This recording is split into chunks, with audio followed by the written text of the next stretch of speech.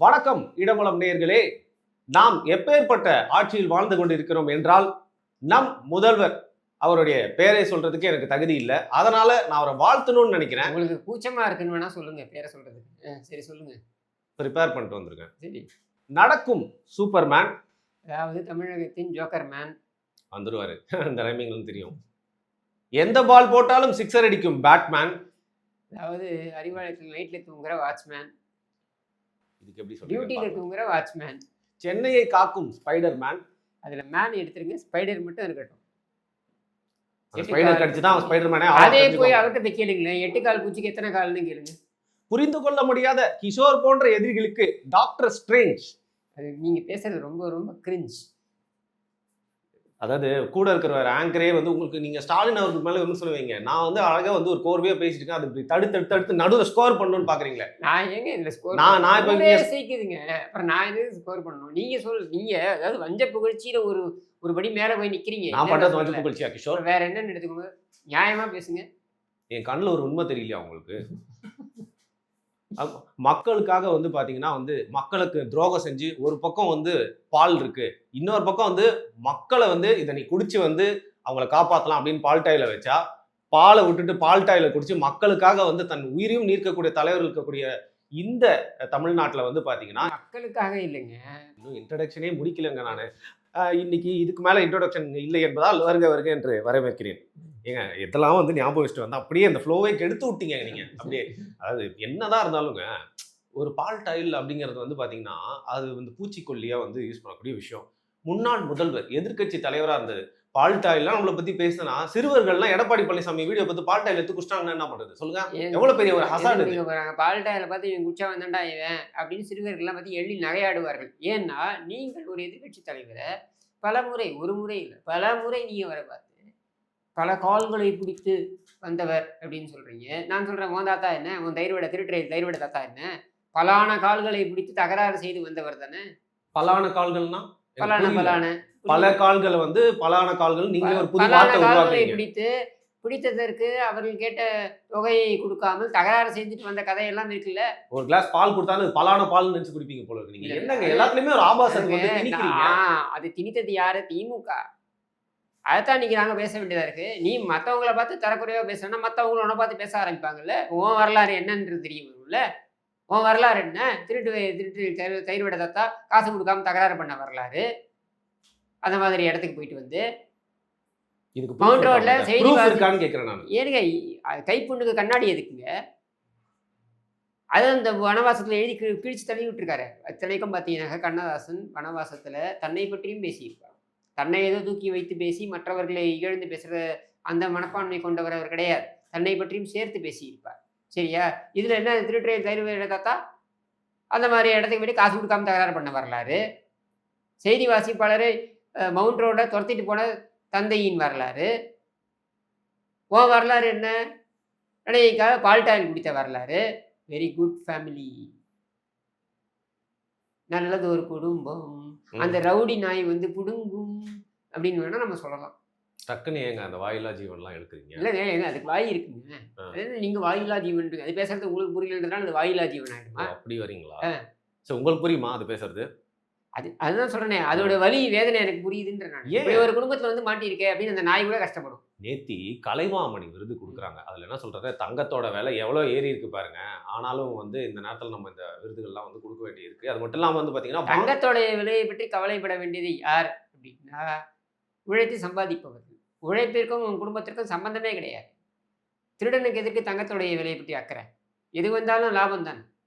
அனிருத் வந்து அந்த அவார்டை வாங்கிட்டு ஸ்டாலின் அவர்கிட்ட பெற்ற அந்த மகிழ்ச்சிக்காக வந்து பார்த்தீங்கன்னா அப்பா ஆந்தம் அப்படிங்கிற ஒரு பாடலை வந்து கம்போஸ் பண்ணிட்டு இருக்கிறதா வந்து கேள்விப்பட்டிருக்கேன். அந்த அளவுக்கு வந்து கலைஞர்களுக்கெல்லாம் ரொம்ப பிடிச்ச கலைஞரின் மகன் அவருடைய ஆட்சியில வந்து குறை கூறுறதே வேலையா வச்சு ராசாத்தி புருஷன் வர நீங்க அதை வேணா நம்ம வந்து ஆந்தமா வச்சுக்கலாம். இவங்களுக்கு சம்பந்தமே இல்லாம ஏதாவது சொல்றீங்க நீங்க. என்ன அப்பா ஆந்தம்னா வேற என்ன இருக்க முடியும்? ஏங்க ஒரு முன்னாள் முதல்வர் பால்டாயில் பேசலாமாங்க? சரி, ஒருத்தர் தகுதி இழந்து போயிட்டாரு. சரி, துணை முதல்வர் பேசலாமா? பல கால்கள் இப்படின்லாம் நீ பேசலாமா? காலுக்கு இடையே காலுக்கு உள்ள இதெல்லாம் நீ பேசலாமா? உன் மூளை உன் குடும்பத்துக்கு புத்தியே அங்கே தான் இருக்குன்றது வேற விஷயம். அதுக்காக எல்லாரும் அப்படித்தானா? நீ ஒருத்தரை பத்தி தப்பா பேசும்போது உன்னை பார்த்து ஒருத்தர் பேச மாட்டாங்களா? என்னதான் இருந்தாலும் எடப்பாடி பழனிசாமி அப்படி பேசுறப்ப நம்மளால ஏத்துக்க அப்ப முடியாது. நீங்க ஒத்துக்கிறீங்க எடப்பாடி பழனிசாமி அப்படி பேசியிருக்க கூடாது என்னதான் இருந்தாலும், ஆனா இந்த குடும்பம் அப்படி பேசலாம். ஏன்னா இவருடைய வரலாறு அப்படி. இவர்கள் அப்படித்தான் தரம் தாழ்ந்து பேசுவார்கள். அப்ப உனக்கெல்லாம் இதுதான் கரெக்ட். சரி, நான் ஒண்ணு கேட்கிறேன். இப்போ வந்து டொனால்ட் ட்ரம்ப், அதுக்கப்புறம் வந்து பராக் ஒபாமா, இந்த மாதிரி அமெரிக்க அதிபர்லாம் நம்ம வந்து பார்த்துருக்கோம். ஏன் நம்ம மோடி அவரே வந்து ஏன் நம்மளுடைய ஸ்டாலின் டொனால்ட் டக் ஏங்க கேள்வியை முடிக்க காத்து விடுங்க. நடைக்கா கூட அந்த சொல்லலாம். மாதிரி பேசாதீங்க. நான் ஏன்? ஏற்கனவே சொல்லிட்டேன் வந்து பிசிக்கலா அது மாதிரிலாம் நான் வந்து பிசிக்கலா யாருமே சொல்லுங்க, வந்து நீங்க கிண்டல் ராஜ நடைன்னு சொல்றீங்க, நான் வாத்து நடைன்றேன், நான் டொனால்ட் டக் அப்படின்னு சொல்றேன். உங்க வீட்டுல வெடிகுண்டு மக்கள் யார் தெரியுமா? அந்த மெயில் அனுப்புனதே நான் தான். இப்படி சொன்னீங்கன்னாக்கா உங்களை தூக்கி உள்ள வச்சிருவாங்க. அப்படின்னு நான் சொல்லுவேன். நீங்க எதிர்பார்த்தீங்களான்னு சொன்னேங்க. இல்ல சும்மா விளையாட்டுக்கு சொன்னேன் அது. இப்போ என்னன்னு பாத்தீங்கன்னா, நீங்க பேசுற பேச்சுக்கெல்லாம் எனக்கு நிஜமா அப்படி பண்ணணும்னு தோணுது. அப்படிலாம் பண்ணக்கூடாதுங்க. இந்த யாருமே அளவுக்கு கோவம் வருதுப்பா. அடடடடடே. இனிமேல் அந்த மாதிரிலாம் வந்து பிசிக்கலி ஒருத்தங்களை பத்தி எதுவுமே நான் சொல்லாதீங்க. பிசிக்கலி சொல்லலைங்க. நீங்க பிசிக்கலா நிறைய பேரை பத்தி பேசியிருக்கீங்க. இல்ல இப்போ நீங்க செல்வி ஜெயலலிதாவை பார்த்து பேசலையா பிசிக்கலா? நீங்க பேசலையா? மேடையில் அவர் நின்றிருப்பார், கீழே அமைச்சர்கள்லாம் இருப்பார். கீழே உடனே நீங்க தப்பா நினைச்சிடாதீங்க. ஹின்னு சிரிச்சி வெக்கம் இல்லாம ஸ்டாலின் தானே பேசினது இது. நீ மட்டும் பேசலாமா? மோடி வந்து யோகாலாம் பண்ணி காட்டுவார். அப்புறம் வாத்து கூட கொஞ்சுவாரு. அப்புறம் கண்ணுக்குட்டி எடுத்துன்னு போயிட்டு பெட்ரூம்ல ஹோம் டூர்லாம் சுத்தி கூட்டிட்டு வராரு. அதே மாதிரி தங்களோட இன்னொரு பார்ட் ஆஃப் அது லைஃப் வாரம் அவர் பண்ணிட்டு இல்லையே. எப்போ ஒரு வாட்டி அவர் பண்ணி அது ஒரு வீடியோ வரும். வாரம் இதையே வேலையா வச்சுட்டு ஒருத்தன் பண்ணிட்டு இருப்பானா? நீங்க வளர்க்குற ஒரு பிராணிங்க. அது கூட அதுதாங்க வந்து நீங்க கேஷுவலா இருக்காரு. Modern politician. நீங்க மாடர்ன் பாலிட்டிஷியனா இருங்க, வேண்டாம்னு சொல்லல. இங்க தூய்மை பணியாளர்களிலிருந்து பல பேருக்கு பிரச்சனைகள் போயிட்டு இருக்கு. அந்த போட்டோ வெளியிடுற அதே நாள் தூய்மை பணியாளர்கள் அடித்து கைது செய்யப்படுகிறார்கள். பாத்தீங்களா?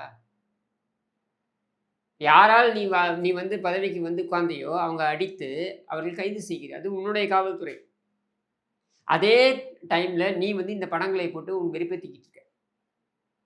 அப்போ இதை என்னன்னு எடுத்துப்பாங்க மக்கள்? வெறுப்பு ஏத்ததுக்கு போட்ட மாதிரி வேற தெரியல. எப்படிங்க எடுத்துப்பீங்க? இந்த உனக்கு பொறுப்பு இல்லையா? ஒரு துணை முதலமைச்சர் அப்படின்றது என்ன ஒரு நீ என்ன விளையாட்டு காமிச்சிக்கிட்டு இருக்க? விளையாட்டுத்துறை அமைச்சர் தான் நீ, சரியா? விளையாட்டுத்தனமா நடந்துக்கிறது கிடையாது. அதுவும் எல்லா துறைக்கும் இருக்கக்கூடிய அமைச்சர்கள் இருக்காங்க பாருங்க. இதுக்கெல்லாம் கோஆர்டினேஷன் அப்படின்ற அளவில் ஒரு பதவியை கொடுத்து வச்சிருக்காங்க. அப்படின்னும் பொழுது அதையெல்லாம் பார்க்கறத விட்டுட்டு நீ ஜோக்கு காமிச்சிக்கிட்டு இருக்க. பட் அதை அவர் ரெகுலரா ஏன்னா அது நீ போடுற உழைத்து உனக்கு அது கிடைத்திருந்தால் அதனுடைய மதிப்பு என்ன, மரியாதை என்னன்னு உனக்கு தெரிஞ்சிருக்கும். அதை தக்க வைத்துக் கொள்ள வேண்டும் என்ற உத்வேகம் உனக்கு இருக்கும். நீ உழைத்து வரல. உனக்கும் உன் குடும்பத்திற்கும் உழைப்பிற்கும் சம்பந்தமே கிடையாது. 1967 திரும்ப திரும்ப சொல்றேன், மக்கள் மனதில் ஆழமா பதியணுன்றதுக்காக சொல்றேன். 1967 கருணாநிதி முதல் முறை அமைச்சரான காலத்திலிருந்து, அதாவது பொதுப்பணித்துறை அமைச்சரான காலத்திலிருந்து நீங்க பார்த்தீங்கன்னாக்க இன்னி வரைக்கும் அந்த குடும்பத்தில் எவனும் உழைச்சி பழைச்சது கிடையாது. திருடி படைச்சவன் தான் அத்தனை பேரும். அந்த ஒட்டுமொத்த ஆக்டோபஸ் குடும்பத்தையும் நான் சொல்றேன். அப்புறம் என்ன? இன்னைக்கு நாய் கூட போட்டோ போடாதீங்க, டிஷர்ட் நீ போடாதீங்க, நாய் கூட போட்டோவே போடாதீங்க. இல்லைங்க. அதெல்லாம் எங்களால கேட்டு இருக்க முடியுமா? ஐயோ டிஷர்ட் போடாம வந்துடாத. ஐயோ ஆனா நான் என்ன போட்டோவே சொல்ல வரேன்னா, நாய் கூட நீ வந்து போட்டோ எடுத்துக்க. நாய் கூட போட்டோவை போடு. ஆனா வாரம் இதே ஒரு பெரிய ஒரு ஒரு ஒரு ஒரு ஒரு என்ன சொல்றது, ஒரு முக்கியமான நிகழ்வு மாதிரி நீ போட்டுக்கிட்டு இருக்கியே. உங்க கட்சிக்காரனே திட்டுறான். நான் திட்டல. உங்க கட்சிக்காரன் திட்டுறான். இந்த நாய்க்கு வேற என்ன பண்ணிட்டாருன்னா, சிகப்பு அது கருப்பா இருக்கு. அது சிகப்பு காலரை போட்ட உடனே எங்களை சொல்ற மாதிரி இருக்கு அப்படின்னு இவன் காந்திண்டு யாரு வாழ்க வாழ்க வாழ்கவேன்னு போவானே, நடந்து போவானே. அது ஸ்டாலின் அந்த 2.5 கோடி ரூபாய் கார்லேருந்து இறங்கி ஒரு நிமிஷம் நடப்பார். இவன் 3.5 கிலோமீட்டர் நடந்து வருவான் கத்தின்னு வாழ்க வாழ்க வாழ்கவே. அதுக்கு ஒரு யூனிஃபார்ம் வேற போட்டிருக்கானுங்க. வெள்ளை கலர் சட்டை, கருப்பு கலர் பேண்ட் ஒன்று போட்டுக்கிட்டு அங்கே நிற்கிறது அந்த சமாதியில். நீங்கள் பார்த்துருக்கீங்களா? ஏற்கனவே மகேஷ் இருக்கும்போது நான் சொன்னேன், எழுந்துவோம் கருணாநிதி எழுந்துவோன்னு. ஏண்டா உங்கள் அப்பா ஆத்தாளுக்கு இன்னைக்கு அதை பண்ணியிருக்கியாடா? செத்துட்டாங்க, எப்படி எழுந்து வருவாங்க அப்பா அம்மா? அதை கருணாநிதி மட்டும் எழுந்து வந்துருவாரா? என்ன கருணாநிதி இன்னும் உள்ளே உட்காந்துக்கிட்டு என்ன உள்ளே உட்காந்து இந்த மாநாட மார்பாடை பார்த்துக்கிட்டு இருக்காரு உள்ளுக்குள்ளே உட்காந்துக்கிட்டு? வரமுறையே இல்லாம போறீங்க. வரமுறை என்ன இருக்கு? வரமுறை நான் நியாயமான கேள்வி கேட்குறேன்.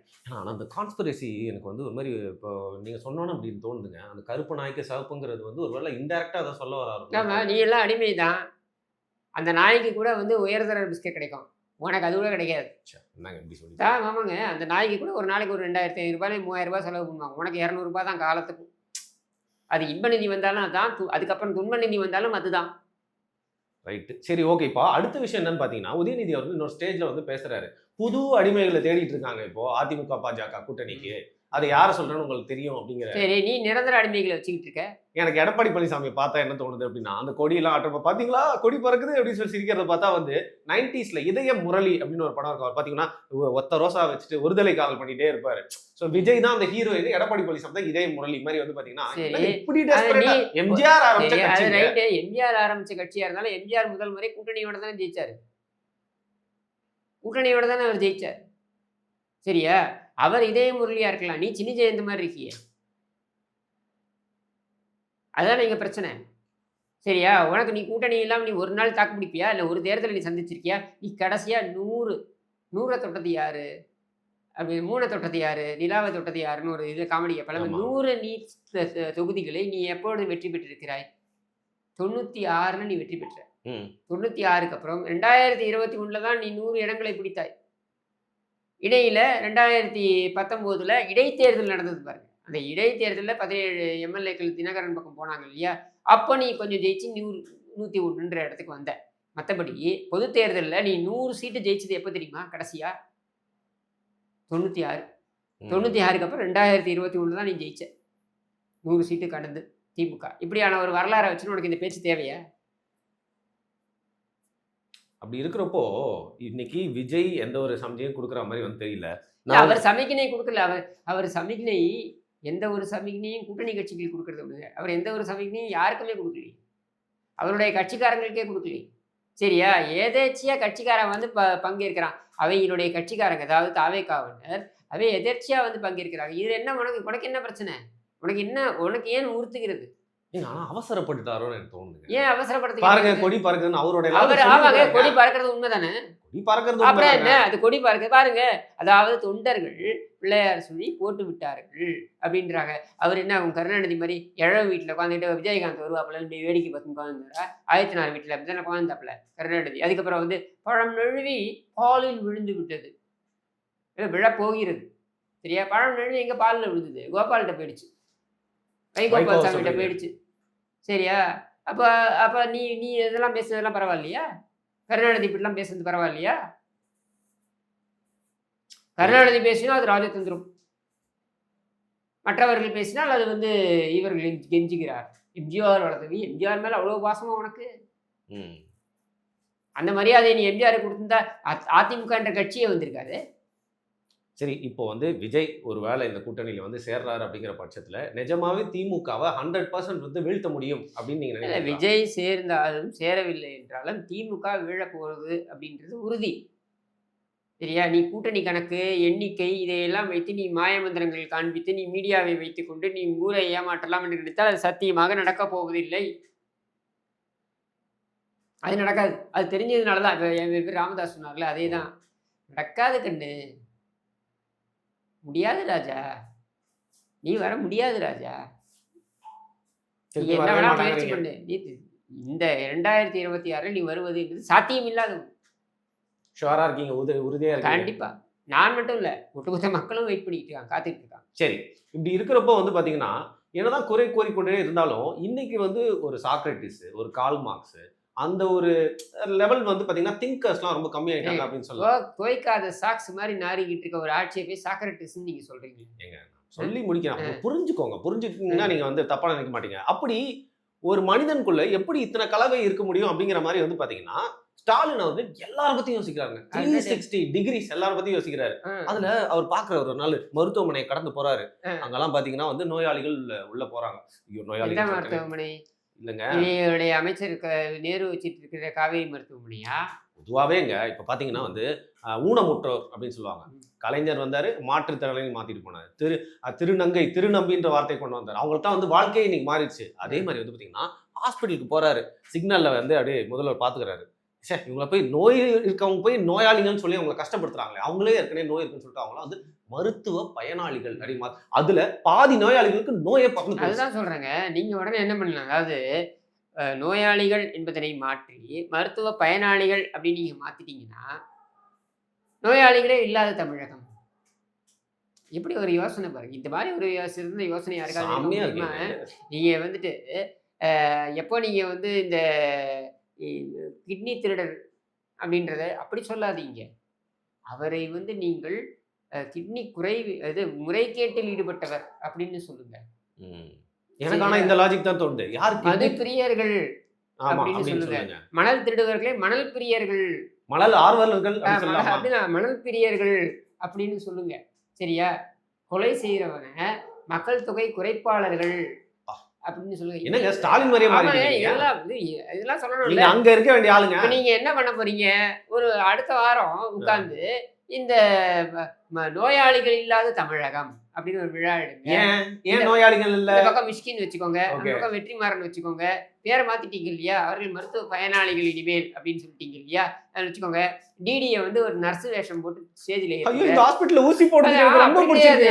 அவங்க உடனே ஐயோ இந்த இருமல் மருந்து எவ்வளவு டேஸ்டியா இருக்கு, இதுக்காகவே எனக்கு டிபி வரணும் அப்படின்னு உங்களை பார்க்க அப்படியே டிடி மாதிரியே தெரியுதுங்க. இல்லங்க சொல்றேன் நானு அப்படின்னு சொல்லுங்க. ரைட். ஆக்சுவலா இதெல்லாம் கேட்கும்போது எனக்கு ரொம்ப பாசிட்டிவா தான் இருக்கு. முதலமைச்சருக்கு நாங்கள் அப்படியே இந்த முத்தங்களை கொடுக்கிறோம், இந்த அன்பு முத்தங்களை நாங்கள் எல்லோரும் சேர்ந்து கொடுக்கிறோம். எதற்காக? இந்த இருமல் மருந்து அவ்வளவு நல்லா இருக்கு. இந்த இருமல் மருந்தை குடிச்சிட்டு 20 குழந்தைகள் இறந்துருச்சு. போயிட்டான். எங்க? மத்திய பிரதேசத்திலையும் குஜராத்லையும் 20 காஞ்சிபுரத்துல பேர் தயாரிச்சதா? ஆமா. இதை சரியாக மேற்பார்வை செய்யவில்லை என்ற குற்றச்சாட்டை மத்திய பிரதேச அமைச்சர் கொடுத்திருக்கிறார்கள். அசிங்கமா இல்ல உங்களுக்குலாம்? ம். இந்த மருத்துவ பயனாளிகள் மேட்டர் வந்தோடனே எப்ப பார்த்தாலும் கோவமா பேசிட்டு இருக்க இந்த கிஷோர் தகவல் வந்த உடனே, அதாவது இந்த இறந்து போயிடுச்சு இந்த 20 குழந்தைகள் அப்படின்ற தகவல் வந்த உடனே அப்படியே இவங்க வந்து மடைமாற்றம் செய்வதற்கு இந்த மருத்துவ பயனாளிகள் அப்படின்ட்டு. ம். இல்ல இவ்வளவு நாள் வந்து பாத்தீங்கன்னா நீங்க வந்து பேசினதுல இப்பதான் நீங்க ரொம்ப பாசிட்டிவாவும் கியூட்டாவும் பேசியிருக்கீங்க. அதற்கு நம்ம ஸ்டாலின் அவர்கள் எடுத்த அந்த மருத்துவ பயனாளிகள் அப்படிங்கிற ஒரு வார்த்தை தான் வந்து பாத்தீங்கன்னா உங்க மனசை வந்து கழுவி இருக்கு, உங்களுக்குள்ள ஒரு புத்துணர்ச்சியை வந்து பூத்தி இருக்கு. கல்வி ஊத்துறதுக்கு மக்கள் தயாரா இருக்காங்க. இந்த தேர்தல் வரட்டும். எவ்வளவு வித்தியாசமா யோசிச்சாலும் சமூகத்துக்கு எவ்வளவு விஷயங்கள் பண்ணாலும் வந்து பாத்தீங்கன்னா இவருக்கு என்னைக்குமே வந்து திருப்தியே அடையவே மாட்டார் அப்படிங்கறதுனால இன்னைக்கு நம்மளுடைய காணொலியை இதோட முடிச்சுக்கலாம். மிக்க நன்றி உங்களோட கொள்கை. நன்றி.